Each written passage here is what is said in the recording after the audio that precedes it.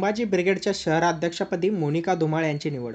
Sambhaji brigade सामाजिक संघटनेच्या महिला आघाडीच्या शहर प्रमुखपदी मोनाली वैभव धुमाळ यांची निवड करण्यात आली.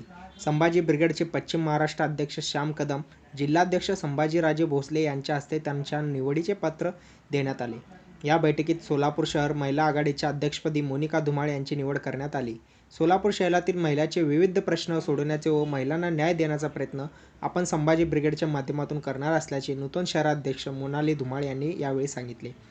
शहराध्यक्षपद नियुक्ती करण्यात आलेली आहे. काही खरंच खूप छान आहे. श्याम भैयांचं पण काम खूप छान आहे. खूप वर्षापासून मी ओळखते. खरंच लोकांना शहराध्यक्ष पद घेऊन घरात बसू नका. तळागाळातल्या लोकांना, गोरगरिबांना, जे लोकांना सोलापुरात खरंच गरज आहे आता तशा लोकांना मदत करा.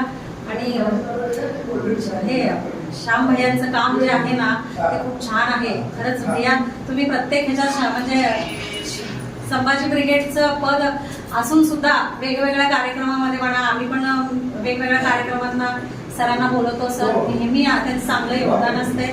म्हणून ताईंना पण सांगू इच्छिते की खरंच खूप छान काम करा आणि महिलांना जुळवा, तळागाळातल्या लोकांना मदत करा. यावेळी संभाजी ब्रिगेडचे कार्याध्यक्ष अरविंद शेळके, उपशहर प्रमुख सीताराम बाबर, रमेश चव्हाण, पिंटू किरसांगवी, अजित पाटील तसेच अप्पासाहेब लंगोटे, वैभव धुमाळ, चेतन सुरवसे, शशिकांत माचनूरकर, शकील शेख व सुनीता बोकडे, गायत्री मेनसे, सुजाता काळे, शिल्पा कोळी, निर्जा महेंद्रकर, वंदना रेवणे, राणी माळगे, वंदना महासोडे, रत्ना भालेराव आदी पदाधिकारी उपस्थित होते.